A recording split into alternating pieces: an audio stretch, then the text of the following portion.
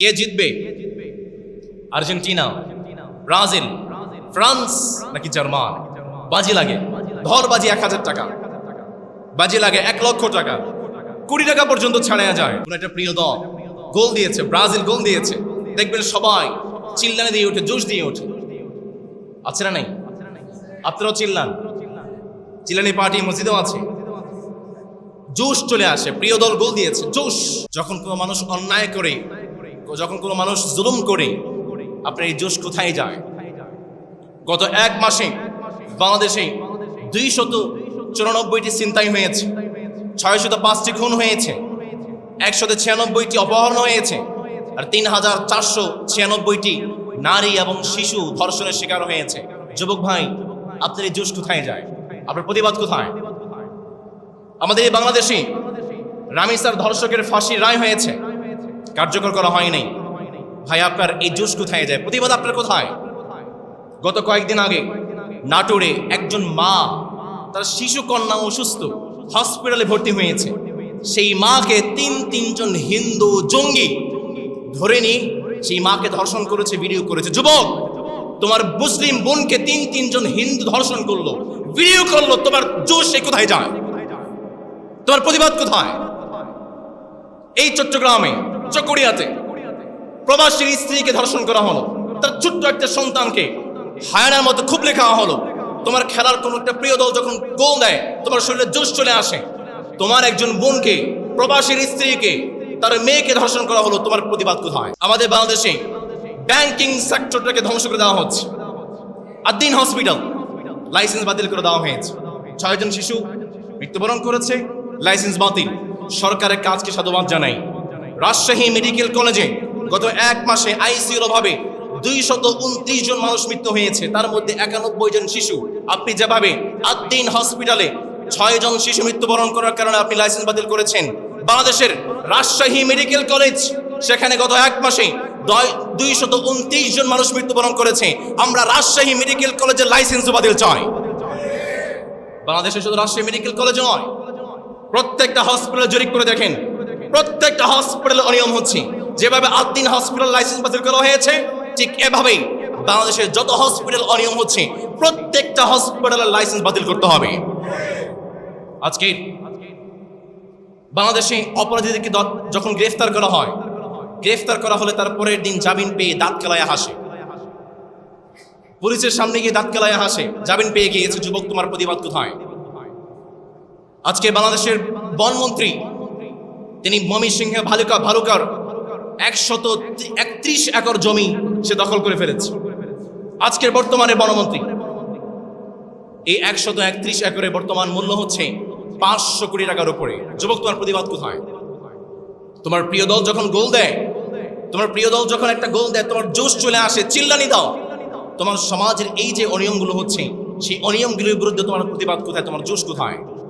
প্রতিবাদ করতে শিখো। আজকের প্রবাসীর স্ত্রীকে ধর্ষণ করা হয়েছে, তার মেয়েকে ধর্ষণ করা হয়েছে, কালকের পালা কিন্তু তোমার মা, তোমার বোন।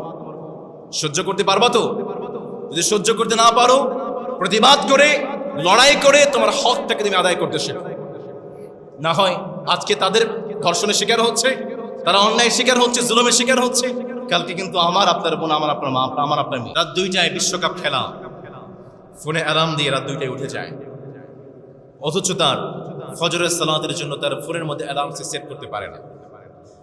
লজ্জা হওয়া দরকার। একজন যুবককে আপনি প্রশ্ন করবেন, এই যে 2026 সালে ফিফা বিশ্বকাপ হচ্ছে, 10 জন খেলোয়াড়ের নাম বলো, একদমে এক নিঃশ্বাসে মুখস্থ সে বলে দেবে। সেই যুবককে আপনি প্রশ্ন করবেন, 10 জন সাহাবীর নাম বলো, আশারায়ে মুবাশশিরের নাম বলো, সেই যুবক বলতে পারবে। লজ্জা হওয়া দরকার তোমার। যুবক, তোমার শরম হওয়া দরকার। মনে রাখবা, লাইসাল বিররা আন তুওয়াল্লু ওয়াজুহাকুম কিবালাল মাশরিকি ওয়াল মাগরিব, শুধুমাত্র পশ্চিম দিকে সিজদা দিলে মুসলমান হওয়া যায় না। তোমার চেয়ে বেশি নামাজি ছিল আব্দুল্লাহ ইবনে উবাই, তোমার ইমাম তো আমি। আব্দুল্লাহ ইবনে উবাই ইমাম ছিল স্বয়ং বিশ্বনবী।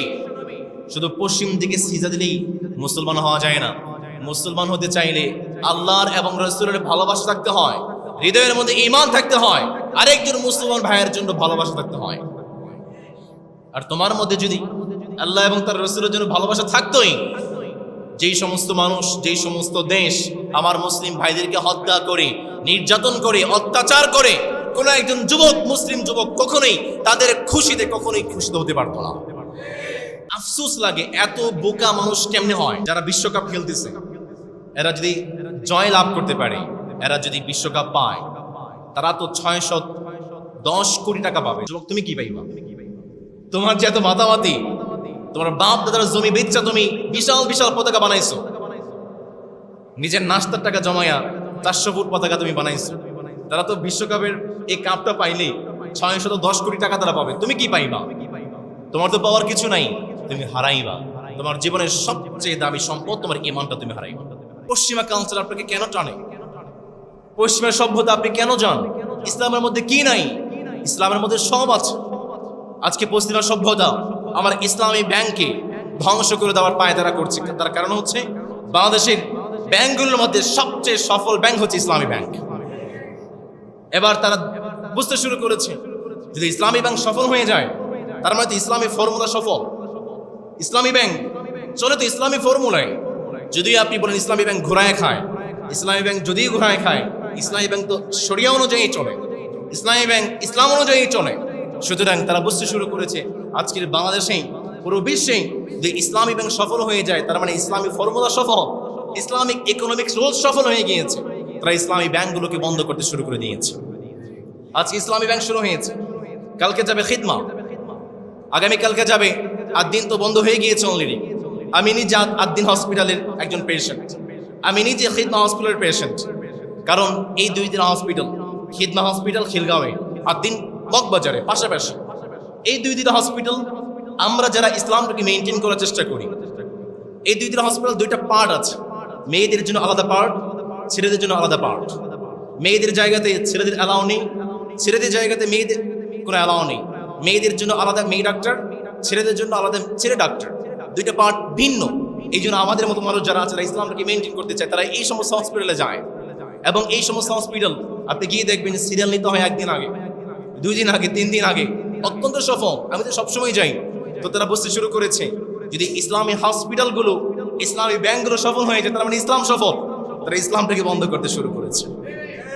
ফামান ইয়াবতাগি গায়রাল ইসলামি দীনান ফালান ইউকবালা মিন। পৃথিবীতে যুগে যুগে অনেকেই চেয়েছে ইসলামটাকে বন্ধ করতে, যুগে যুগে অনেকেই চেয়েছে ইসলামের আলোটা বন্ধ করতে। প্রিয় ভাইরা, ইসলাম তো কোনো মোমের বাতি নয় যে আপনি ফু দিয়ে নিভিয়ে দিবেন। ইসলাম হচ্ছে কারেন্টের লাইট, যার সুইচ কার হাতে। সুতরাং যুগে যুগে অনেকেই চেয়েছে, অনেকে ইসলামকে বন্ধ করতে চেয়েছে। যারা ইসলামটাকে বন্ধ করতে চেয়েছে তারাই পৃথিবীর যুগে নিশ্চিহ্ন এবং ধ্বংস হয়ে গিয়েছে। এই স্পর্ধা আপনারা করতে যায়েন না, এই দুঃসাহস আপনারা দেখাতে যায়েন না। পৃথিবীতে আপনার চেয়ে শক্তিশালী ছিল আবু জেহেল, আপনার চেয়ে শক্তিশালী ছিল নমরুদ, আপনার চেয়ে শক্তিশালী ছিল ফেরাউন। তারাই টিকতে পারে নাই, আপনি আবার কোন চরম। বড্ড আফসোস লাগে। আমি গতকাল ঢাকা থেকে আপনাদের চট্টগ্রামে এসেছি। আমি যেই বগিতে ছিলাম, সেই বগিতে আমি সহ আরো কয়েকজন মানুষ ছিলেন। তার মধ্যে 10 থেকে 12 জন যুবক ছিলেন এবং তাদের সঙ্গে সবার গার্লফ্রেন্ড আছে। তারা বগিতে উঠেছে। আসলে যখন টিকিট কাটি তখন তো বোঝা যায় না এই বগিতে কে কে আছে, কেবিনে কে কে আছে। আমি যখন রাত্রিবেলা উঠেছি, রাত 11:15 ট্রেন, স্বভাবতই রাত্রে একটু ঘুমাতে হয়, না হয় সকালবেলা এসে আবার এখানে খুতবা দেওয়া কিন্তু কঠিন হয়ে যায়। ঘুমানোর চেষ্টা করছি বারবার। তারা বারবার চিল্লাচ্ছে, লুডো খেলতেছে, ক্রাম খেলতেছে। আমি রিকোয়েস্ট করলাম, ভাই দেখেন আমি একটু সফর করছি, আমার একটা গুরুত্বপূর্ণ দায়িত্ব আছে, যদি আপনি একটু চুপ থাকতেন আমার জন্য ভালো হয়, কালকে আমার একটা গুরুত্বপূর্ণ দায়িত্ব আছে। তারা সারা রাত 1 সেকেন্ডের জন্য আমাকে ঘুমাতে দেয় নাই। যারা দায়িত্বে ছিলেন কেবিনের, তাদেরকে বারবার বললাম, ভাই একটু অনুরোধ করেন। তারা কতবার বলবে, 3-4 বার এসে বলে গিয়েছে। তারা গিয়ে তাদের মতো ঘুমিয়ে গিয়েছে। সারাটা রাত তারা আমাকে ঘুমাতে দেয় নাই। আমার মনে হয় এই জেনারেশন যারা আছে তারা কি আসলে বেয়াদবি করার জন্যই জন্মগ্রহণ করেছে কিনা বুঝতে পারছি। এতবার অনুরোধ করলাম, ভাই আমার কালকে দায়িত্ব আছে। প্রিয় তরুণ এবং যুবক ভাইয়েরা, বিবেকের কাছে প্রশ্ন করেন, আপনি আপনার সময়গুলোকে কিভাবে ব্যয় করছেন? আপনি আপনার সময়গুলোকে কিভাবে নষ্ট করছেন? শুরুতেই বলেছি, লাইসাল বিররা আন তুওয়াল্লু ওয়ুজুহাকুম কিবালাল মাশরিকি ওয়াল মাগরিব। শুধুমাত্র পশ্চিম দিকে সিজদা দিলে মুসলমান হওয়া যায় না। মুসলমান হওয়ার জন্য হৃদয়ের মধ্যে আল্লাহ এবং তার রাসূলের ভালোবাসা থাকতে হয়। চিল্লায়ে বলেন ঠিক কিনা? যে ইমান ইমান ভুলে নাস্তিকতার মঞ্চে উঠে, যে ইমান বাতিল মতের দূষণ করে ফায়দা লুটে, যে ইমান মসজিদের ওই খায়দায় আনন্দ করে, যে ইমান দেখে না যে আরাকানে ভাইরা মরে, যে ইমান দেখে না যে ফিলিস্তিনে ভাইরা মরে, যে ইমান ময়দানে নেই, যে ইমান বাস্তবে নেই, মুখে শুধু ফাঁকা বলি, কে করে তারে বলো ইমান বলি, কে করে তারে বলো ইমান বলি, কে করে তারে বলো ইমান বলি, ঠিক কিনা?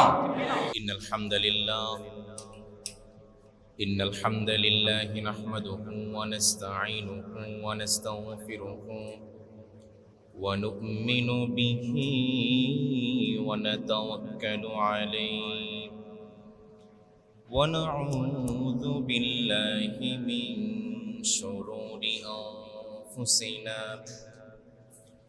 ومن سيئات أعمالنا من يهده الله فلا مضل له ومن يضلله فلا هادي له ونشهد أن لا إله إلا الله وحده لا شريك له لا ضد له ولا ند له ولا معين له لا ولد له ولا والد له ولا شريك له وهو الله الواحد الفرد الصمد لم يلد ولم يولد ولم يكن له كفوا أحد ونشهد أن سيدنا ونبينا وحبيبنا ومولانا محمد الذي أرسله بالحق بشيرا ونذيرا وداعيا إلى الله بإذنه وسراجا منيرا أما بعد فقد قال الله تعالى في كلامه المجيد وفي فرقانه الحميد সবাই একসঙ্গে বলি আউযু বিল্লাহি মিনাশ শাইতানির রাজীম বিসমিল্লাহির রাহমানির রাহিম ওয়াল আসর ইন্নাল ইনসানা লাফি খুসর إلا الذين آمنوا وعملوا الصالحات وتواصوا بالحق وتواصوا بالصبر إن الله وملائكته يصلون على النبي يا أيها الذين آمنوا صلوا عليه وسلموا تسليما اللهم صل على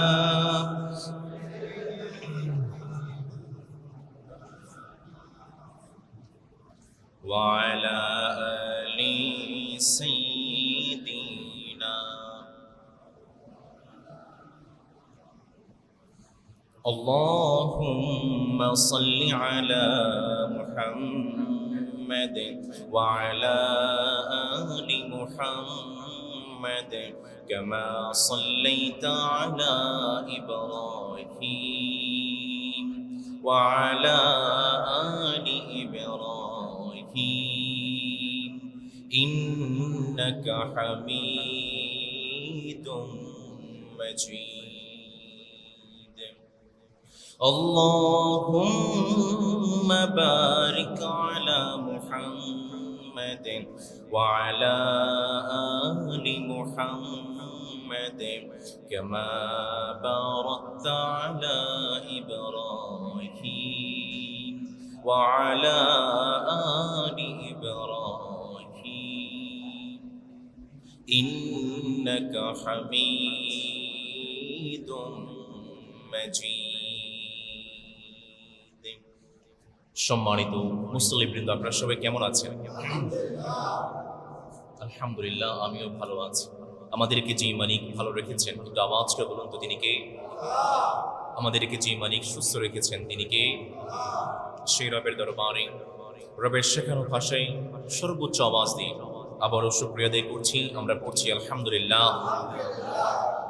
দুরূদ সালাম আমাদের প্রিয় নবী মুহাম্মদুর রাসূলুল্লাহ সাল্লাল্লাহু আলাইহি ওয়াসাল্লামের প্রতি, যাকে আল্লাহ তাআলা শফিউল মুযনিবিন, সরদারে দু জাহান, খাতামুর রাসূল করে পাঠিয়েছেন। আমরা আবারও পড়ছি সাল্লাল্লাহু আলাইহি ওয়াসাল্লাম। প্রাণপ্রিয় মুসলিমবৃন্দ, আজকের খুতবার শুরুতে একটি সূরা আমি তেলাওয়াত করেছি, সূরাতুল আসর। এই সূরাটি সবার মুখস্থ আছে, আমি যতদূর জানি এই সূরাটি সবার মুখস্থ আছে। আলহামদুলিল্লাহ পড়েন।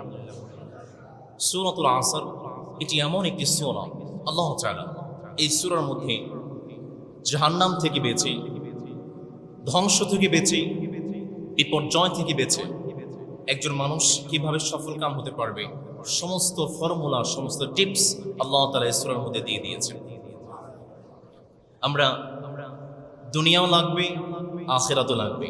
আমরা যখন দোয়া করি রব্বানা আতিনা ফিদ দুনিয়া হাসানা ওয়া ফিল আখিরাতি, দুনিয়াও লাগবে, আখিরাতও লাগবে। আল্লাহ তাআলা সূরাতুল আসরের মধ্যে আপনি কিভাবে দুনিয়াতে সফল হবেন, কিভাবে আখিরাতে সফল হবেন, সবকিছু বিস্তারিত যে মালিক বলেছেন, তিনি কে? সূরাতুল আসর। আল্লাহ তাআলা চমৎকার করে শুরুতেই বললেন ওয়াল আসর। আল্লাহ তাআলা সময়ের কসম করেছেন, সময়ের কসম, আসরের সময়ের কসম। ইন্নাল ইনসানা লাফি খুসর।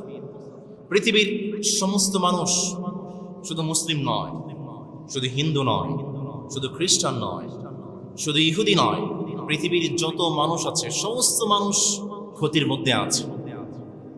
কিন্তু চার প্রকারের মানুষ, তারা ক্ষতির মধ্যে নেই, তারা সফল কাম, তারা ভালো অবস্থায় আছে। কয় প্রকারের মানুষ? এক নম্বর, ইল্লাল্লাযীনা আমানু, যারা ঈমান এনেছে। বলুন তো দেখি, ঈমান আনতে হবে কার উপরে?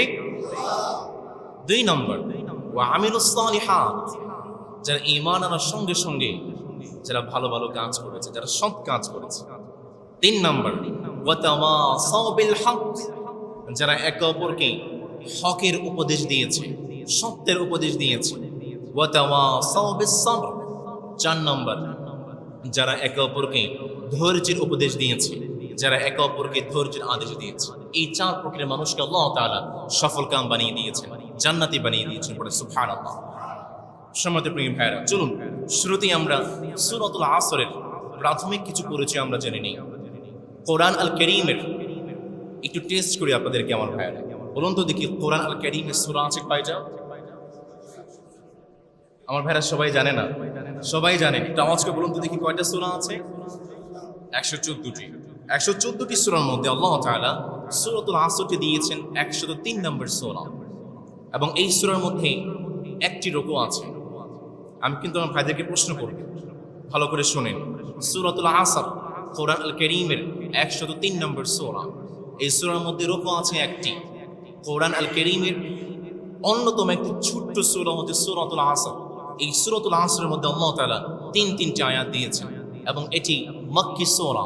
আল্লাহ তাআলা এই সূরাটি মক্কাতে নবী করিম সাল্লাল্লাহু আলাইহি ওয়াসাল্লামের উপর অবতীর্ণ করেছেন। এবার আমার ভাইদেরকে একটু প্রশ্ন করতে চাই, প্রিয় ভাইয়েরা, বলুন তো দেখি, সূরাতুল আসর কোরআন আল কারীমের কত নম্বর সূরা? সূরাতুল আসরের মধ্যে রুকু আছে কয়টি?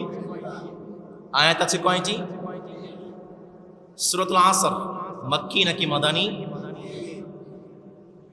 সম্মানিত প্রিয় ভাইয়েরা, সূরাতুল আসর সম্পর্কে নবী করিম সাল্লাল্লাহু আলাইহি ওয়াসাল্লাম থেকে অনেকগুলো হাদিস বর্ণিত হয়েছে। ইমাম শাফিঈ রাহিমাহুল্লাহ তিনি চমৎকার করে বলেছেন, লাউ তাদাব্বারান নাসু হাযিহি সূরা লাওয়াসিআতহুম।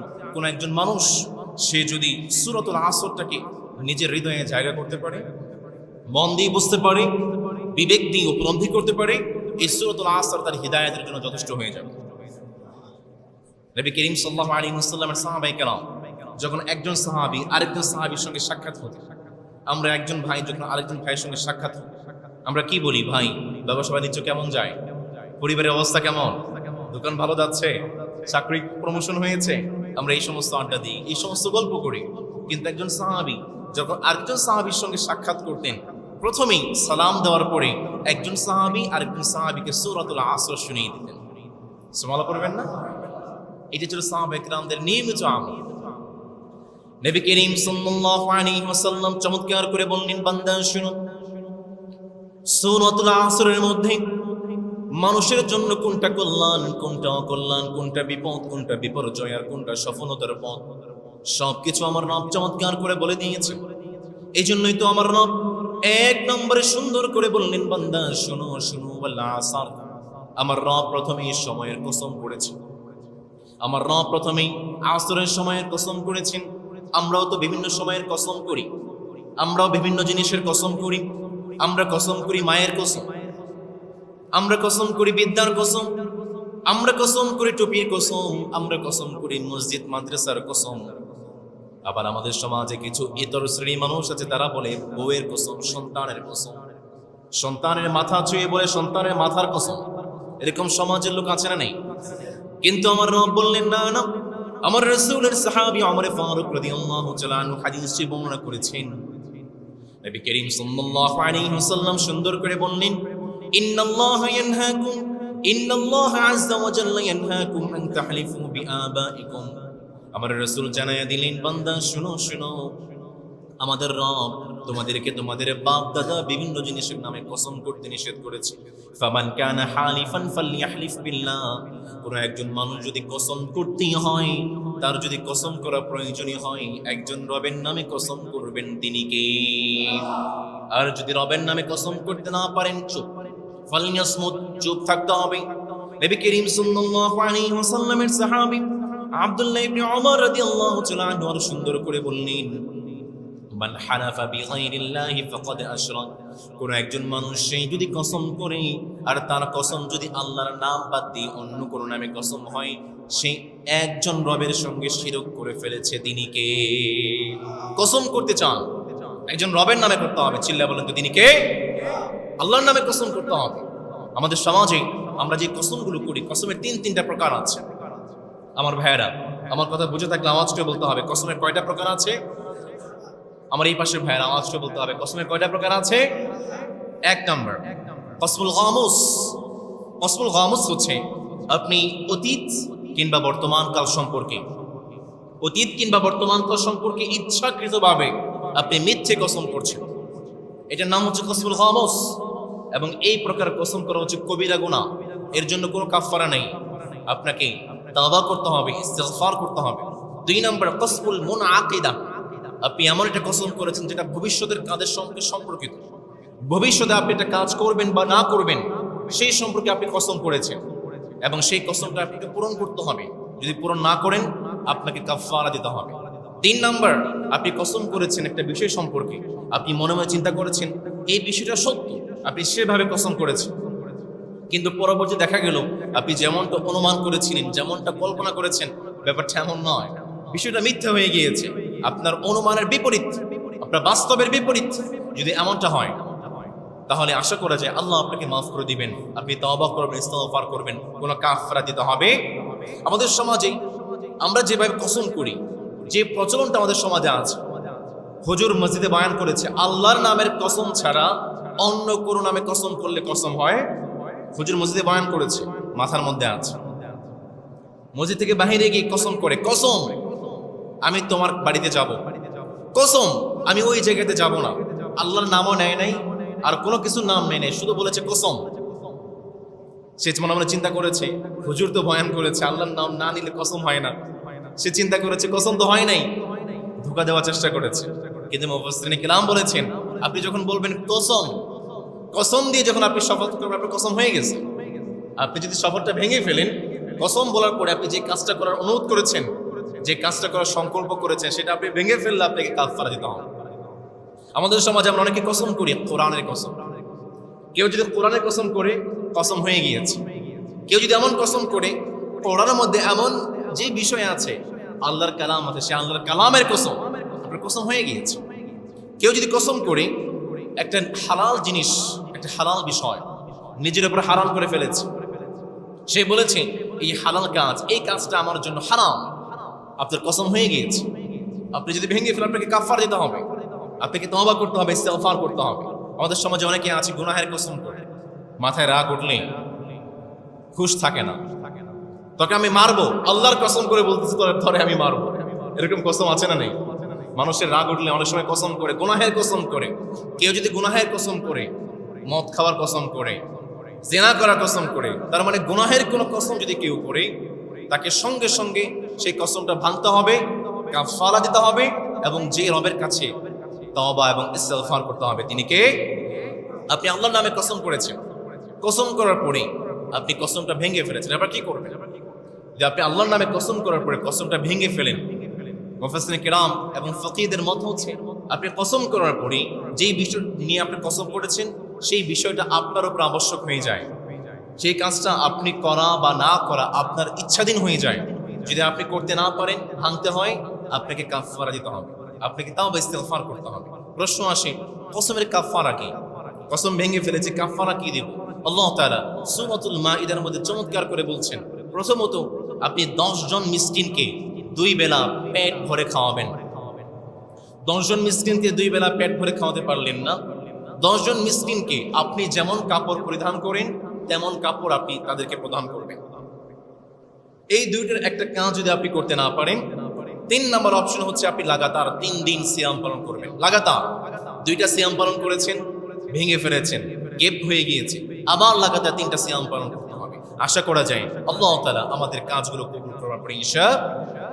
সমাজের প্রিয় ভাইয়েরা, আমরা যখন কসম করি, আমরা আমাদের কথাগুলোকে মানুষের কাছে বিশ্বাসযোগ্য করার জন্য কসম করি। আমরা যখন কসম করি, আল্লাহর কসম করে বলতেছি আমি কাজটা করি নাই, তার মানে আমি যার কাছে বলতেছি, আমি আমার কথাটাকে তার কাছে বিশ্বস্ত করার জন্য বলছি, তার কাছে বিশ্বাস হওয়ার জন্য বলছি। কিন্তু আমার রব যখন কসম করেন, আমাদের কাছে সেই কাজটা বিশ্বাস করার জন্য কসম করেন না, বরং সেই বিষয়ের গুরুত্ব বুঝাতে কসম করেন। পড়ে সুবহানাল্লাহ। এই জন্যই তো আমার রব সূরাতুল আসরে কসম করেছেন, এই জন্যই তো আমার রব সময়ের কসম করেছেন, আমার রব রাতের কসম করেছেন। আমার রব চমৎকার করে বললেন, বান্দা শুনো শুনো, ওয়াল আসর। আমার রব সময়ের কসম করলেন, আবার আমার রব রাতের কসম করলেন, বান্দা শুনো শুনো, ওয়াল লাইলি ইযা ইয়াগশা ওয়ান নাহারি ইযা তাজাল্লা। আমার রব যেভাবে রাতের কসম করেছেন, ঠিক একই ভাবে দিনের কসম করেছেন। আবার অন্য আয়াতে আমার রব সকলের কসম করেছেন, আবার রাতের কসম করেছেন। আমার রব চমৎকার করে বললেন, বান্দা শুনো শুনো, ওয়াল্লাইলি ইযা আসআসা ওয়াস সুবহি ইযা তানাফফাস। আবার আমার রব আসরের সময়ের কসম করার সঙ্গে সঙ্গে ফজরের সময়ের কসম করলেন।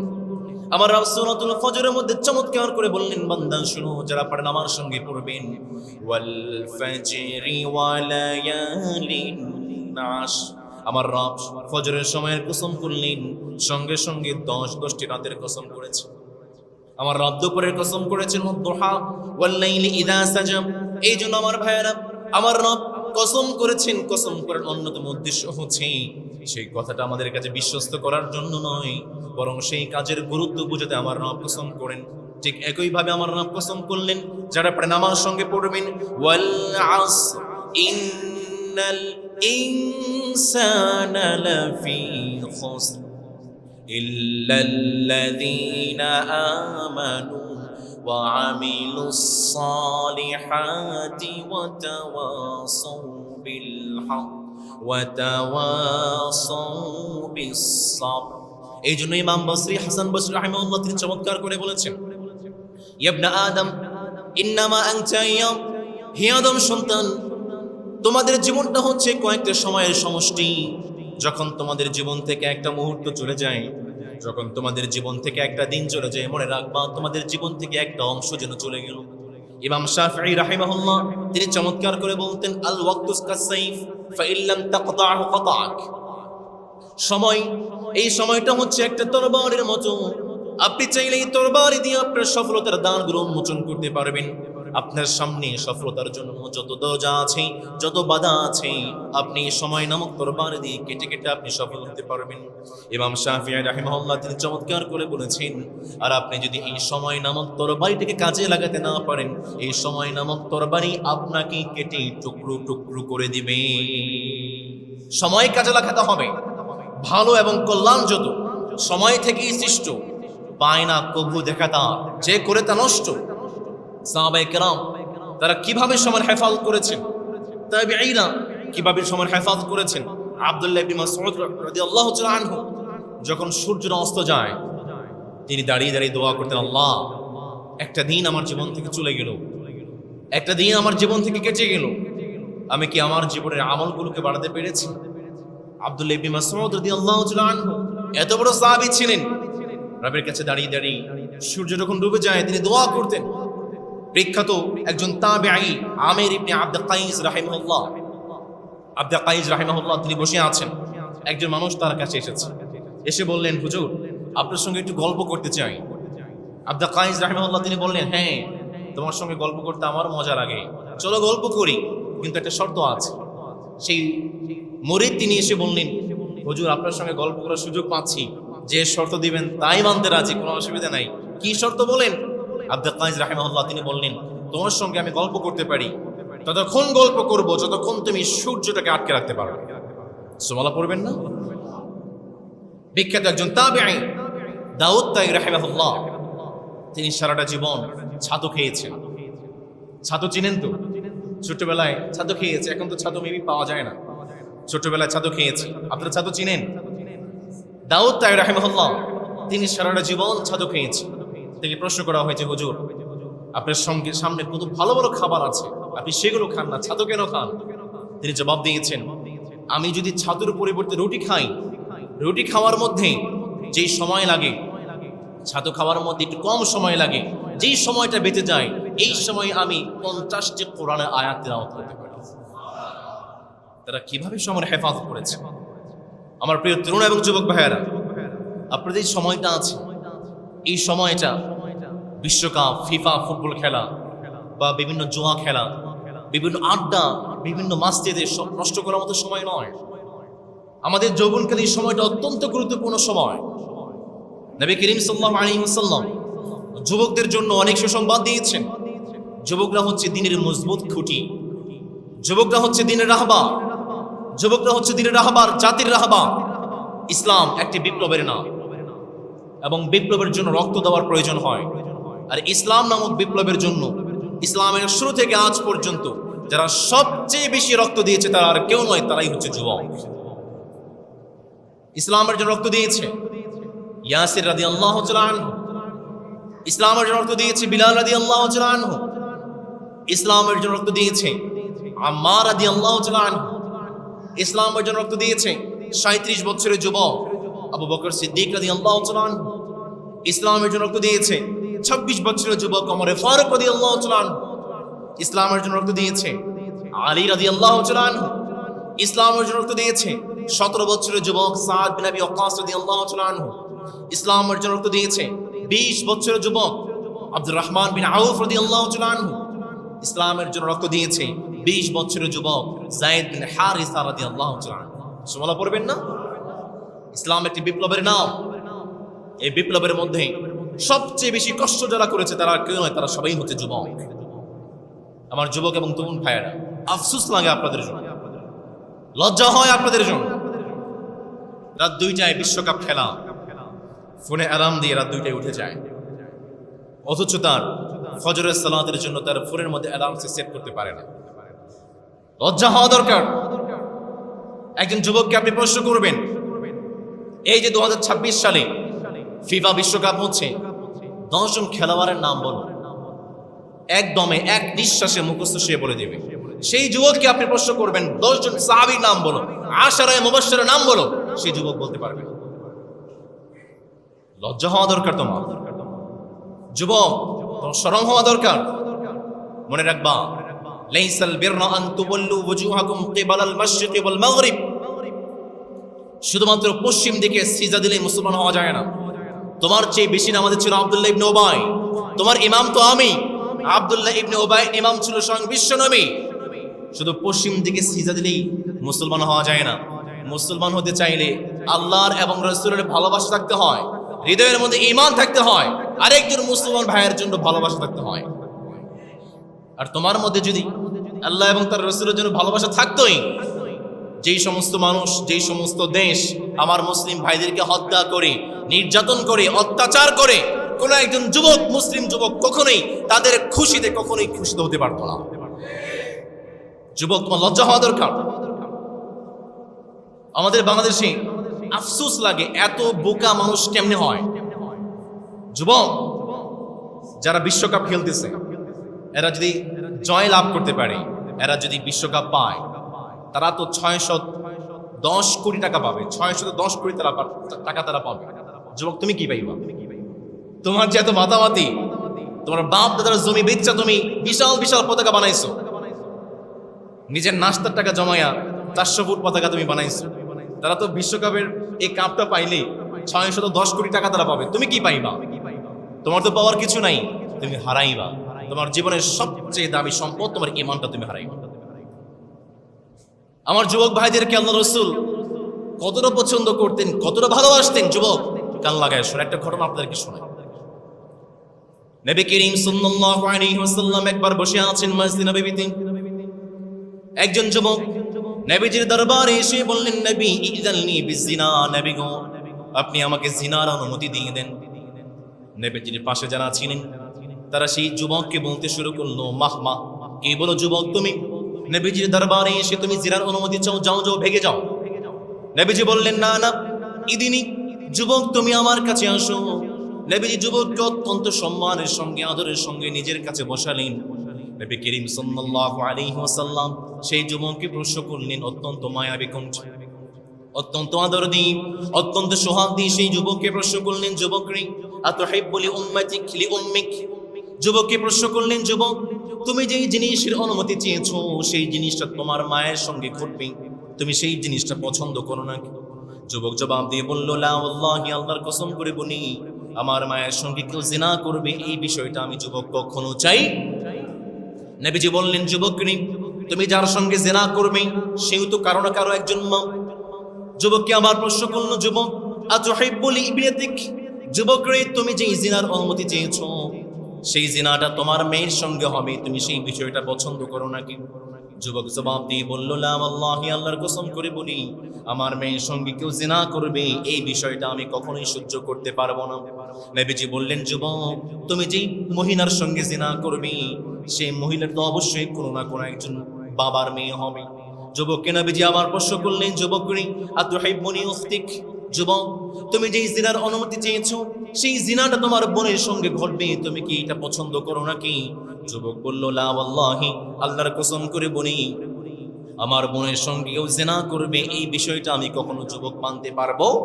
নবীজি বললেন, যুবক তুমি যার সঙ্গে জিনা করবে সেই মেয়েটাও তো কোনো না কোনো একজন মানুষের বোন। নবীজি আবার প্রশ্ন করলেন, যুবক করিম তুমি যে জিনার অনুমতি চেয়েছো সেই জিনাটা তোমার ফুফির সঙ্গে করা হবে, তোমার খালার সঙ্গে করা হবে, তুমি কি সেই বিষয়টা মানতে পারবে নাকি? নবীজির প্রশ্নের জবাব দিয়ে যুবক বলল, লা ওয়াল্লাহি নবীজি, আমার খালার সঙ্গে আমার ফুফির সঙ্গে এমন ঘৃণ্য কাজ হবে আমি যুবক কখনোই মানতে পারবো না। নবীজি যুবককে জবাব দিয়ে বললেন, যুবক রে তুমি যার সঙ্গে জিনা করবে সেই মানুষটা তো কারো না কারো মা, কারো না কারো খালা, কারো না কারো ফুফি। নবী করিম সাল্লাল্লাহু আলাইহি ওয়াসাল্লাম নিজের হাতটা যুবকের বুকের মধ্যে রাখলেন। নবীজি দোয়া করলেন, মালিক আল্লাহুম্মা গফির যামবাহু ওয়া তাহহির কলবাহু, মালিক গো আপনি আমার এই যুবকের সমস্ত জীবনের গুনাহগুলোকে মাফ করে দেন। নবীজি দোয়া করলেন, মালিক দয়া করে মায়া করে আমার এই যুবকের হৃদয়টাকে আপনি সমস্ত কালেমাগুলো দূর করে দেন, হৃদয়টাকে পবিত্র করে দেন। সাহাবায়ে কেরাম বললেন, নবীজি যেই দিন যুবকের বুকের মধ্যে হাত দিয়ে দোয়া করেছিলেন, মালিক আপনি যুবকের হৃদয়টাকে পরিষ্কার করে দেন, গুনাহগুলোকে মাফ করে দেন, সেই দিন থেকে মৃত্যু পর্যন্ত সেই যুবক কখনোই কোনো গুনাহের দিকে ফিরেও তাকায় নাই। আমার প্রিয় তরুণ এবং যুবক ভাইয়েরা, আমার রাসূল আপনাদেরকে কতটা ভালোবাসতেন শুনুন। নবী করিম সাল্লাল্লাহু আলাইহি ওয়াসাল্লাম বলেছেন, ইউতানিম খামসান ক্বাবলা খামসিন, পাঁচটা জিনিসের আগে গুরুত্ব দাও। তার মধ্যে এক নম্বর হচ্ছে শাবাবাকা ক্বাবলা হারামিক, বৃদ্ধ হয়ে যাওয়ার আগে তোমার যৌবনকার এই সময়টিকে কাজে লাগাও। নবীজি বললেন, যেই দিন আরশের ছায়া ছাড়া অন্য কোনো ছায়া থাকবে না, যেই দিন সবাই শুধু ইয়া নাফসি করতে থাকবে, যেই দিন সূর্যটা, আজকে যে সূর্যটা অনেক দূর থেকে তাপ দিচ্ছে, এরপরও গরমের তাপ আমাদের সহ্য হয় না, এই সূর্যটা আমাদের মাথার 1 থেকে 1.5 কিলোমিটার উপরে চলে আসবে। সূর্যের তাপে মাথার মগজগুলো গলতে শুরু করবে, মানুষের জিহ্বা কোনো নাভি পর্যন্ত বের হয়ে যাবে, মানুষের গায়ে কোনো জামা থাকবে না, মানুষের শরীরে কোনো জামা থাকবে না, পায়ে কোনো জুতা থাকবে না, জমিটা মাটির থাকবে না, জমিটা তামার হয়ে যাবে, মানুষের পায়ে কোনো জুতা থাকবে না, মানুষ সম্পূর্ণ উলঙ্গ থাকবে, মানুষের জিহ্বাগুলো কুকুরের মতো নাভি পর্যন্ত বের হয়ে যাবে। আম্মা জান আয়েশা রাদিয়াল্লাহু তাআলা আনহা তিনি প্রশ্ন করলেন, নবী গো সেই দিন সময় যে উলঙ্গ থাকবে আমাদের কি লজ্জা হবে না? নবীজি জবাব দিয়ে বললেন, আয়েশা রে সেই দিনটা এতটাই ভয়ঙ্কর হবে, এতটাই ভয়ঙ্কর হবে, এতটাই ভয়ঙ্কর হবে, একজন মানুষ নিচের দিকে তাকাবে, উপরের দিকে তাকিয়ে দেখার মতো সাহস কারো হবে না। সেই দিন কোনো ছায়া থাকবে না, সেই দিন কোনো পানি থাকবে না, সেই দিন কোনো আশ্রয় থাকবে না। কিন্তু আমার রাসূল বললেন, সাবআতুন ইউযিল্লুহুমুল্লাহু ফি যিল্লিহি ইয়াওমা লা যিল্লা ইল্লা যিল্লুহু, সেই দিন একটা আশ্রয় থাকবে, একটা ছায়া থাকবে, সেটি হচ্ছে আমার রবের আরশের ছায়া। সুবহানাল্লাহ পড়বেন না? আমার রাসূল বললেন, আরশের ছায়ার নিচে 7 জন মানুষ জায়গা পাবে, তার মধ্যে অন্যতম হচ্ছে শাবুন নাশআ ফি ইবাদাতিল্লাহ, যেই সমস্ত যুবক রাত্রিবেলা খেলা না দেখে, যেই সমস্ত যুবক রাত্রিবেলা নাটক সিনেমা না দেখে, বিভিন্ন অশ্লীল জিনিস না দেখে আল্লাহর ইবাদতে কাটিয়ে দিয়েছে, এই সমস্ত যুবককে যেই মালিক আরশের ছায়ার নিচে জায়গা দিবেন তিনি কে? আমার রাসূল বললেন, ইন্নাল্লাহা লা ইয়াজাবু শাব, সেই যুবককে দেখে আল্লাহ তাআলা বড্ড আশ্চর্য হয়ে যান, সেই যুবককে আল্লাহ তাআলা অত্যন্ত পছন্দ করেন। লাইসাত ফিহা সাবওয়া, যার হৃদয়ের মধ্যে গুনাহের বিন্দু মাত্র কোনো রেশ নাই, যার হৃদয়ের মধ্যে গুনাহের কোনো ঝোঁক নাই, যার হৃদয়ের মধ্যে গুনাহের কোনো আগ্রহ নাই। সুবহানাল্লাহ পড়বেন না? নবী করিম সাল্লাল্লাহু আলাইহি ওয়াসাল্লাম বললেন, যেই যুবকের মধ্যে, যেই যুবকের হৃদয়ের মধ্যে হৃদয়টা পবিত্র, সেই যুবকের হৃদয়ে গুনাহের কোনো রেশ নাই, গুনাহের প্রতি কোনো ঝোঁক নাই, গুনাহের প্রতি ঝোঁক চলে আসলে আস্তাগফিরুল্লাহ পড়ে আল্লাহর দরবারে দাঁড়িয়ে যায়, আল্লাহর ইবাদতে তার যৌবনকালীন সময়টা কাটিয়ে যায়। নবী করিম সাল্লাল্লাহু আলাইহি ওয়াসাল্লামের সাহাবী আনাস ইবনে মালিক রাদিয়াল্লাহু তাআলা হাদিসটি বর্ণনা করেছেন, নবী করিম সাল্লাল্লাহু আলাইহি ওয়াসাল্লাম বললেন, আল্লাহ তাআলা সেই যুবকের সম্মান ফেরেশতাদের সমান করে দেয়।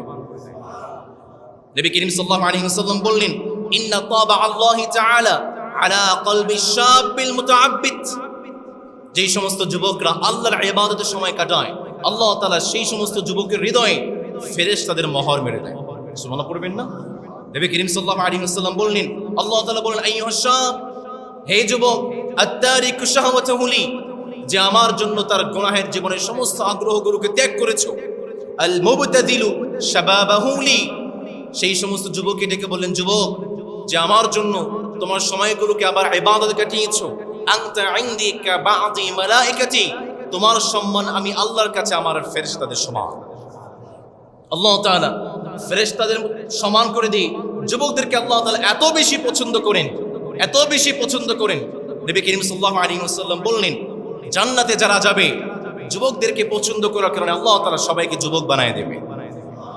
নবী করিম সাল্লাল্লাহু আলাইহি ওয়াসাল্লাম বললেন, মান ইয়াদখুলুল জান্নাহ ইয়ানআম লা ইয়াবআস ওয়া লা তাবলা সিয়াবাহ ওয়া লা ইয়াফনা শাবাবাহ, আল্লাহ তাআলা যুবকদেরকে এত বেশি পছন্দ করেন, যারা জান্নাতে যাবে আল্লাহ তাআলা সবাইকে যুবক বানায় দিবেন এবং তাদের যৌবন কখনোই শেষ হয়ে যাবে না।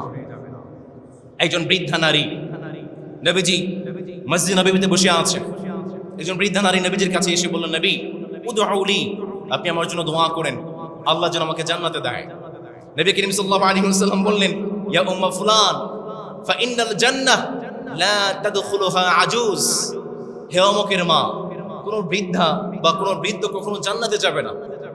সেই বৃদ্ধ মহিলা তাবকি, সে কান্না শুরু করে দিয়েছে। ফাওয়াল্লাত, কাঁদতে কাঁদতে নবীজির দরবার থেকে হাঁটতে শুরু করেছে, চলে যাচ্ছে।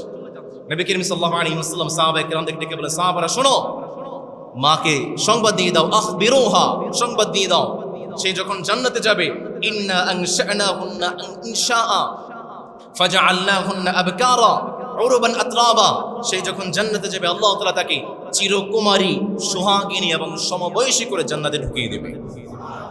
আল্লাহ তাআলা যুবকদেরকে এতটাই পছন্দ করেন, এতটাই ভালোবাসেন, জান্নাতের যত মানুষ হবে আল্লাহ তাআলা সবাইকে যুবক বানায় দেবে। প্রিয় তরুণ এবং যুবক ভাইয়েরা, এই যৌবনকার এই সময়টা বিভিন্ন আজে বাজে কাজের সময় নষ্ট করার মতো সময় নয়। এক প্রকারের যুবক কিয়ামতের দিন বড় আফসোস করবে, মালিক আরেকটাবার সুযোগ দেন, একটাবার সুযোগ দেন, আবার আমাদেরকে দুনিয়াতে পাঠান, এত বেশি ইবাদত করব, এত বেশি আপনার গুণগান গাইব, আপনি আমাদেরকে জান্নাতে না দিয়ে পারবেন না। আল্লাহ তাআলা বলবেন, আওয়ালাম নুআম্মিরুকুম, আমি কি তোমাদেরকে দুনিয়াতে সুযোগ দেই নাই? আমি কি তোমাদের কাছে নবী রাসূল পাঠাই নাই? আমি কি তোমাদের কাছে কোরআন পাঠাই নাই? দুনিয়াতে সুযোগ দিয়েছিলাম, কাজে লাগাও নাই, আর সময় নাই, আর সুযোগ নাই, জাহান্নামের আগুনে জ্বলতে হবে, চিল্লায় বলতে হবে, ঠিক কিনা? আমার প্রিয় তরুণ এবং যুবক ভাইয়েরা, আমরা এখন বাজি লাগি, কে জিতবে? আর্জেন্টিনা, ব্রাজিল, ফ্রান্স নাকি জার্মান? বাজি লাগে, ধর বাজি 1000 টাকা, বাজি লাগে 1 লক্ষ টাকা, 20 টাকা পর্যন্ত ছাড়া যায়। আমার প্রিয় তরুণ এবং যুবক ভাইয়েরা, আপনাদের শরীরে জোশ চলে আসে, কোন একটা প্রিয় দল গোল দিয়েছে, ব্রাজিল গোল দিয়েছে, দেখবেন সবাই চিল্লানি দিয়ে ওঠে, জোশ দিয়ে ওঠে, আছে না নাই? আপনারাও চিল্লান, চিল্লানি পার্টি মসজিদেও আছে, জোশ চলে আসে, প্রিয় দল গোল দিয়েছে, জোশ।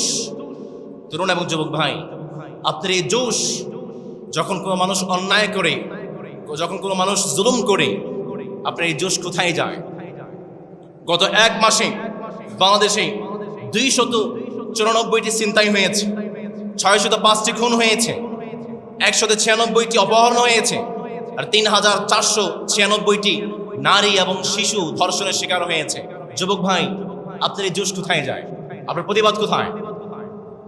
আমাদের এই বাংলাদেশে রামিসার ধর্ষকের ফাঁসির রায় হয়েছে, কার্যকর করা হয়নি। ভাই, আপনার এই জোশ কোথায় যায়? প্রতিবাদ আপনার কোথায়? গত কয়েকদিন আগে নাটোরে একজন মা, তার শিশু কন্যা অসুস্থ, হসপিটালে ভর্তি হয়েছে, সেই মাকে তিনজন হিন্দু জঙ্গি ধরে নিয়ে সেই মাকে ধর্ষণ করেছে, ভিডিও করেছে। যুবক, তোমার মুসলিম বোনকে তিনজন হিন্দু ধর্ষণ করলো, ভিডিও করলো, তোমার জোশ কোথায় যায়? তোমার প্রতিবাদ কোথায়? এই চট্টগ্রামে চকরিয়াতে প্রবাসীর স্ত্রীকে ধর্ষণ করা হলো, তার ছোট্ট একটা সন্তানকে হায়নার মতো খুব লেখা হলো। তোমার খেলার কোন একটা প্রিয় দল যখন গোল দেয়, তোমার শরীরে জোশ চলে আসে। তোমার একজন বোনকে, প্রবাসীর স্ত্রীকে, তার মেয়েকে ধর্ষণ করা হলো, তোমার প্রতিবাদ কোথায়? আফসোস লাগে আমার ভাইয়েরা, আমাদের বাংলাদেশে ব্যাংকিং সেক্টরটাকে ধ্বংস করে দেওয়া হচ্ছে। আদ্দিন হসপিটাল লাইসেন্স বাতিল করে দেওয়া হয়েছে, 6 জন শিশু মৃত্যুবরণ করেছে, লাইসেন্স বাতিল। সরকারের কাজকে সাধুবাদ জানাই। রাজশাহী মেডিকেল কলেজে গত 1 মাসে আইসিইউর অভাবে 229 জন মানুষ মৃত্যু হয়েছে, তার মধ্যে 91 জন শিশু। আপনি যেভাবে আদ্দিন হসপিটালে 6 জন শিশু মৃত্যুবরণ করার কারণে আপনি লাইসেন্স বাতিল করেছেন, বাংলাদেশের রাজশাহী মেডিকেল কলেজ, সেখানে গত 1 মাসে 229 জন মানুষ মৃত্যুবরণ করেছে। আমরা রাজশাহী মেডিকেল কলেজের লাইসেন্স বাতিল চাই। বাংলাদেশে শুধু রাজশাহী মেডিকেল কলেজ নয়, প্রত্যেকটা হসপিটালে জরিপ করে দেখেন, প্রত্যেকটা হসপিটালে অনিয়ম হচ্ছে। যেভাবে আদ্দিন হসপিটাল লাইসেন্স বাতিল করা হয়েছে, ঠিক এভাবেই বাংলাদেশের যত হসপিটাল অনিয়ম হচ্ছে, প্রত্যেকটা হসপিটালের লাইসেন্স বাতিল করতে হবে। আজকে বাংলাদেশে অপরাধীদেরকে যখন গ্রেফতার করা হয়, গ্রেফতার করা হলে তার পরের দিন জামিন পেয়ে দাঁত কেলায় হাসে, পুলিশের সামনে গিয়ে দাঁত কেলায় হাসে, জামিন পেয়ে গিয়েছে। যুবক, তোমার প্রতিবাদ কোথায়? আজকে বাংলাদেশের বনমন্ত্রী, তিনি ময়মনসিংহে ভালুকার 131 একর জমি সে দখল করে ফেলেছে। আজকের বর্তমানে বনমন্ত্রী এই 131 একরের বর্তমান মূল্য হচ্ছে 500 কোটি টাকার উপরে। যুবক, তোমার প্রতিবাদ কোথায়? তোমার প্রিয় দল যখন গোল দেয়, তোমার প্রিয় দল যখন একটা গোল দেয়, তোমার জোশ চলে আসে, চিল্লানি দাও। তোমার সমাজের এই যে অনিয়মগুলো হচ্ছে, সেই অনিয়মগুলোর বিরুদ্ধে তোমার প্রতিবাদ কোথায়? তোমার জোশ কোথায়? প্রতিবাদ করতে শিখো। আজকের প্রবাসীর স্ত্রীকে ধর্ষণ করা হয়েছে, তার মেয়েকে ধর্ষণ করা হয়েছে। কালকের পালা কিন্তু তোমার মা, তোমার বোন। সহ্য করতে পারবা তো? যদি সহ্য করতে না পারো, প্রতিবাদ করে, লড়াই করে তোমার হকটাকে তুমি আদায় করতে শেখো। না হয় আজকে তাদের ধর্ষণের শিকার হচ্ছে, তারা অন্যায় শিকার হচ্ছে, জুলুমের শিকার হচ্ছে, কালকে কিন্তু আমার আপনার বোন, আমার আপনার মা, আমার আপনার মেয়ে। সুতরাং প্রিয় ভাইয়েরা, তরুণ এবং যুবক ভাইয়েরা, ফিফা ওয়ার্ল্ড কাপ বিভিন্ন আজেবাজে সময়ের মধ্যে আপনার এই যৌবনকারী সময়টা নষ্ট করার মতো সময় তো আমাদের হাতে নাই। বড্ড আফসোস লাগে। আমি গতকাল ঢাকা থেকে আপনাদের চট্টগ্রামে এসেছি। আমি যেই বগিতে ছিলাম, সেই বগিতে আমি সহ আরো কয়েকজন মানুষ ছিলেন। তার মধ্যে 10 থেকে 12 জন যুবক ছিলেন এবং তাদের সঙ্গে সবার গার্লফ্রেন্ড আছে। তারা বগিতে উঠেছে। আসলে যখন টিকিট কাটি তখন তো বোঝা যায় না এই বগিতে কে কে আছে, কেবিনে কে কে আছে। আমি যখন রাত্রিবেলা উঠেছি, রাত 11:15 ট্রেন, স্বভাবতই রাতে একটু ঘুমাতে হয়, না হয় সকালবেলা এসে আবার এখানে খুতবা দেওয়া কিন্তু কঠিন হয়ে যায়। ঘুমানোর চেষ্টা করছি বারবার। তারা বারবার চিল্লাচ্ছে, লুডো খেলতেছে, ক্রাম খেলতেছে। আমি রিকোয়েস্ট করলাম, ভাই দেখেন আমি একটু সফর করছি, আমার একটা গুরুত্বপূর্ণ দায়িত্ব আছে, যদি আপনি একটু চুপ থাকতেন আমার জন্য ভালো হয়, কালকে আমার একটা গুরুত্বপূর্ণ দায়িত্ব আছে। তারা সারা রাত 1 সেকেন্ডের জন্য আমাকে ঘুমাতে দেয় নাই। যারা দায়িত্বে ছিলেন কেবিনের, তাদেরকে বারবার বললাম, ভাই একটু অনুরোধ করেন। তারা কতবার বলবে, 3-4 বার এসে বলে গিয়েছে, তারা গিয়ে তাদের মতো ঘুমিয়ে গিয়েছে। সারা রাত তারা আমাকে ঘুমাতে দেয় নাই। আমার মনে হয় এই জেনারেশন যারা আছে তারা কি আসলে বেয়াদবি করার জন্যই জন্মগ্রহণ করেছে কিনা বুঝতে পারছি না। এতবার অনুরোধ করলাম, ভাই আমার কালকে দায়িত্ব আছে। প্রিয় তরুণ এবং যুবক ভাইয়েরা, বিবেকের কাছে প্রশ্ন করেন, আপনি আপনার সময়গুলোকে কিভাবে ব্যয় করছেন? আপনি আপনার সময়গুলোকে কিভাবে নষ্ট করছেন? শুরুতেই বলেছি, লাইসাল বিররা আন তুওয়াল্লু ওয়ুজুহাকুম কিবালাল মাশরিকি ওয়াল মাগরিব।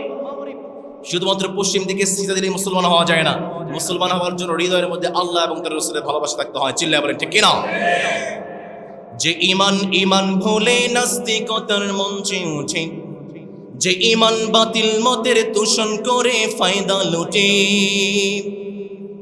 যে ঈমান মসজিদের ওই খায়দায় আনন্দ করে, যে ঈমান দেখে না যে আরাকানে ভাইরা মরে, যে ঈমান দেখে না যে ফিলিস্তিনে ভাইরা মরে, যে ঈমান ময়দানে নাই, যে ঈমান বাস্তবে নাই, মুখে শুধু ফাঁকা বলি, কে করে তারে বলো ঈমান বলি, কে করে তারে বলো ঈমান বলি, কে করে তারে বলো ঈমান বলি। ঠিক কিনা? তরুণ এবং যুবক ভাইরা, আজকেও ওয়াদাবদ্ধ হন, প্রতিজ্ঞা করেন, যেখানে অন্যায় আছে, যেখানে প্রতিবাদ আছে, সেখানে গর্জে উঠবেন। পারবেন তো ইনশাআল্লাহ? এই জন্য আমার রব 1 নম্বরে কসম করেছেন, ওয়ালা আসর, সময়ের কসম। এই সময়টা কিন্তু অত্যন্ত মূল্যবান। আল্লাহ তাআলা 2 নম্বরে বললেন, ইন্নাল ইনসানা লাফি খুসর। পৃথিবীর যত মানুষ আছে সমস্ত মানুষ ক্ষতিগ্রস্ত। পৃথিবীর যত মানুষ আছে সমস্ত মানুষ বিপদের মধ্যে আছে, কিন্তু 4 প্রকারের মানুষ ছাড়া। চিল্লায় বলতে হবে, কয় প্রকারের মানুষ ছাড়া? তার মধ্যে 1 নম্বরে আমার রব বললেন, ইল্লাল্লাযীনা আমানু, যারা ঈমান এনেছে। আমরা আমাদের রবকে প্রশ্ন করলাম, মানে যারা ঈমান এনেছে, ঈমানের বৈশিষ্ট্য কি? একজন মানুষের মধ্যে ঈমান আছে, আমরা কিভাবে বুঝতে পারবো তার মধ্যে ঈমান আছে? আমার রব সুন্দর করে বললেন, বান্দা শুনো শুনো, ওয়া আতিউল্লাহ ওয়া রাসূলাহু ইন কুনতুম মুমিনিন।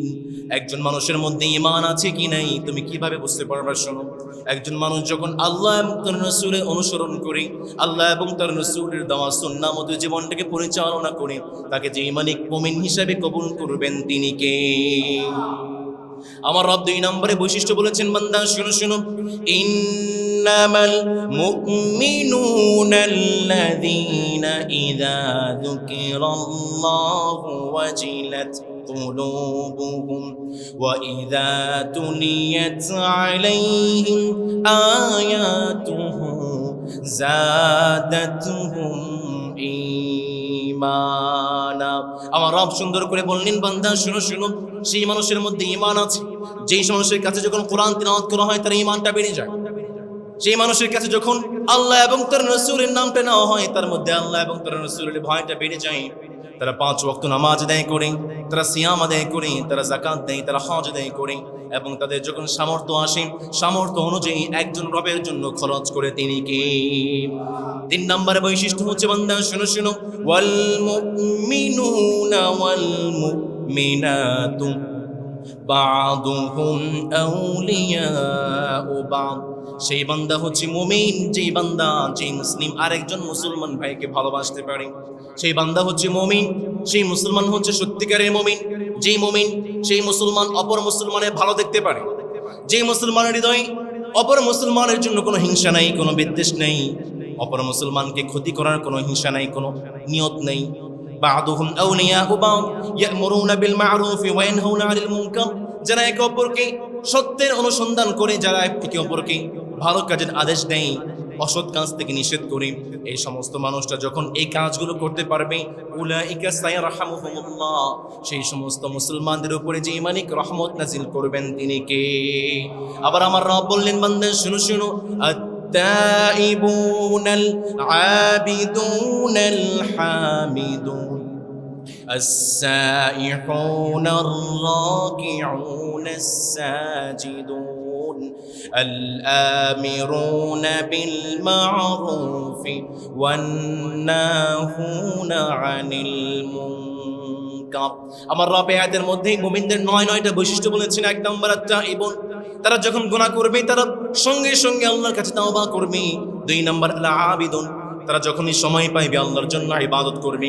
3 নম্বর আল হামিদুন, যারা যখনই সময় পাবে আল্লাহর জন্য শুকরিয়া আদায় করবে। 4 নম্বর আর রাকিউন, যারা যখনই সময় পাবে আল্লাহর জন্য রুকু করবে। এরপরে আমার রব বলবেন আস-সাজিদুন, তারা যখনই সময় পায় আল্লাহর জন্য সিজদা করে। আল আমিরুনা বিল মারুফ, সময় পাইলে মানুষকে সত্যের আদেশ দেয়। ওয়ান নাহুনা আনিল মুনকার, সময় পাইলে মানুষকে অসৎ কাজ থেকে নিষেধ করে। ওয়াল হাফিজুনা লিহুদুদিল্লাহ, এবং তারা আল্লাহর হকগুলোকে, আল্লাহর আইনগুলোকে রক্ষা করে চলে।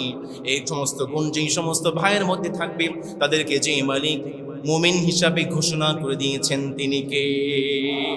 ওয়াল্লাযীনা ইয়াজতানিবুনা কাবাইরাল ইসমি ওয়াল ফাওয়াহিশ, মুমিনদের আরেকটা বড় গুণ হচ্ছে তারা কবিরা গুনাহ থেকে বেঁচে থাকবে।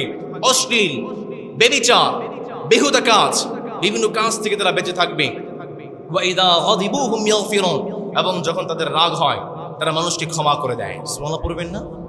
রাগ, নবী করিম সাল্লাল্লাহু আলাইহি ওয়াসাল্লাম বললেন, পৃথিবীতে, সাহাবায়ে কেরাম প্রশ্ন করেছেন, নবী পৃথিবীতে সবচেয়ে শক্তিশালী মানুষকে? নবী জবাব দিয়ে বললেন, যে নিজের রাগকে কন্ট্রোল করতে পারে। সুবহানাল্লাহ পড়বেন না? সাহাবায়ে কেরাম আবার প্রশ্ন করেছেন, নবী পৃথিবীতে এর চেয়ে শক্তিশালী মানুষকে? নবী জবাব দিয়ে বললেন, যে নিজের রাগটাকে কন্ট্রোল করতে পারে। সাহাবায়ে কেরাম আবার প্রশ্ন করলেন, নবী পৃথিবীতে সবচেয়ে শক্তিশালী বান্দা কে? নবীজি বললেন, যে নিজের রাগটাকে কন্ট্রোল করতে পারে। আমরা আমাদের সময়গুলোকে নষ্ট করে দেই, অথচ মিন হুসনি ইসলামিল মারই তারকুহু মা লা ইয়ানিহি, ইসলামের অন্যতম একটা বৈশিষ্ট্য হচ্ছে মুসলমান কখনোই তাদের সময়গুলোকে নষ্ট করতে পারে, কারণ প্রত্যেকটা সময়ের হিসাব যে মালিকের কাছে দিতে হবে তিনি কে? ইয ইয়াতালাক্কাল মুতালাক্কিয়ানি আনিল ইয়ামিন ওয়া আনিশ শিমালি কাঈদ মা ইয়ালফিযু মিন কওলিন ইল্লা লাদাইহি রাকীবুন আতীদ। আপনার ডান কাঁধে একজন ফেরেশতা আছে, বাম কাঁধে একজন ফেরেশতা আছে। আপনি আপনার জবান দিয়ে যা কিছুই বলেন সব কিছু তারা লিপিবদ্ধ করছে, এবং প্রত্যেকটা সেকেন্ডের জন্য একজন রবের কাছে হিসাব দিতে হবে, তিনি কে? এজন্য আমার ভাইয়েরা, মুমিনদের গুণ। আর আপনি যদি একবার মুমিন হতে পারেন, মুমিনদের জন্য সুসংবাদ কি?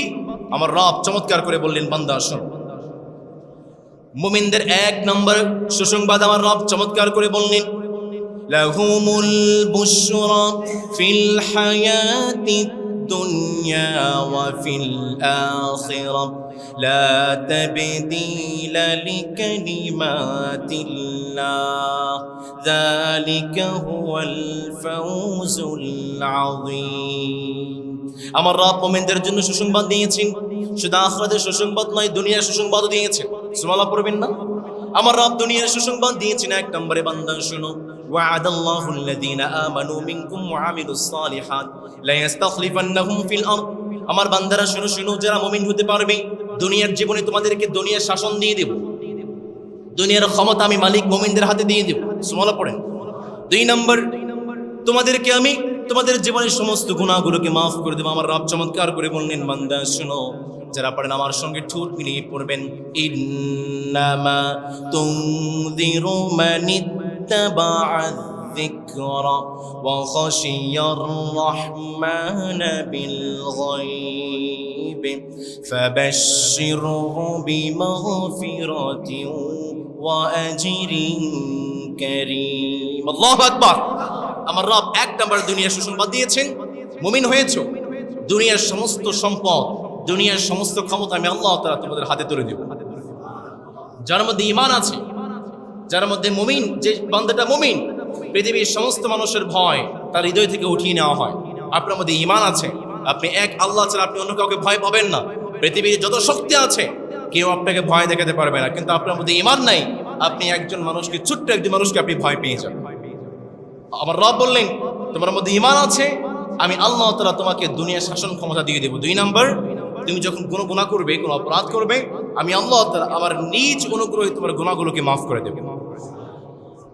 2 নম্বর, শুধু আখিরাতের সুসংবাদ নয়, 2 নম্বর শুধু দুনিয়ার সুসংবাদ নয়, আমার রব আখিরাতের সুসংবাদ চমৎকার করে বললেন, বান্দা শুনো শুনো, উলাইকা হুমুল ওয়ারিসুনাল্লাযীনা ইয়ারিসুনাল ফিরদাউস হুম ফিহা খালিদুন। যে সমস্ত বান্দার হৃদয়ে আমি আল্লাহর প্রতি ঈমান আছে, আমার রাসূলের প্রতি ঈমান আছে, আবার কোরআনের প্রতি ঈমান আছে, তাদেরকে যে মালিক জান্নাতুল ফিরদাউস দান করে দিবেন তিনি কে? এই জন্য আমার ভাইরা, ইল্লাল্লাযীনা আমানু, যারা ঈমান এনেছে তাদেরকে যে মালিক সফল কাম বানিয়েছেন তিনি কে? 2 নম্বর, ওয়া আমিলুস সালিহাত, যারা ভালো কাজ করেছে। মনে রাখবেন, ঈমান ছাড়া ভালো কাজের কোনো মূল্য আল্লাহর কাছে। 3 নম্বর, ওয়া তাওয়াসাউ বিল হক, যারা সত্যের, যারা হক পথের দাওয়াত মানুষকে দিয়েছে। হক কি? আল ইসলাম হক ওয়াল কুফরু বাতিল। ইসলাম হক, কুফর হচ্ছে বাতিল। সুতরাং আপনাকে ইসলামের দাওয়াত দিতে হবে, কুফরের দাওয়াত থেকে বিরত থাকতে হবে। আমার রব চমৎকার করে বললেন, ইন্নাদ দীনা ইনদাল্লাহিল ইসলাম ওয়া মান ইয়াবতাগি গায়রাল ইসলামি দীনান ফালান ইউকবালা মিন। প্রিয় তরুণ এবং যুবক ভাইয়েরা, পশ্চিমা কালচার আপনাকে কেন টানে? পশ্চিমা সভ্যতা আপনি কেন যান? ইসলামের মধ্যে কি নাই? ইসলামের মধ্যে সব আছে। আজকে পশ্চিমা সভ্যতা আমার ইসলামী ব্যাংকে ধ্বংস করে দেওয়ার পায়তারা করছে। তার কারণ হচ্ছে, বাংলাদেশের ব্যাংকগুলোর মধ্যে সবচেয়ে সফল ব্যাংক হচ্ছে ইসলামী ব্যাংক। এবার তারা বুঝতে শুরু করেছে, যদি ইসলামী ব্যাংক সফল হয়ে যায়, তার মানে তো ইসলামী ফর্মুলা সফল। ইসলামী ব্যাংক চলে তো ইসলামী ফর্মুলায়। যদি আপনি বলেন ইসলামী ব্যাংক ঘোরায় খায়, ইসলামী ব্যাংক যদি ঘোরায় খায়, ইসলামী ব্যাংক তো শরিয়া অনুযায়ী চলে, ইসলামী ব্যাংক ইসলাম অনুযায়ী চলে। সুতরাং তারা বুঝতে শুরু করেছে, আজকের বাংলাদেশেই, পুরো বিশ্বেই যদি ইসলামী ব্যাংক সফল হয়ে যায়, তার মানে ইসলামী ফর্মুলা সফল, ইসলামিক ইকোনমিক্স রুলস সফল হয়ে গিয়েছে।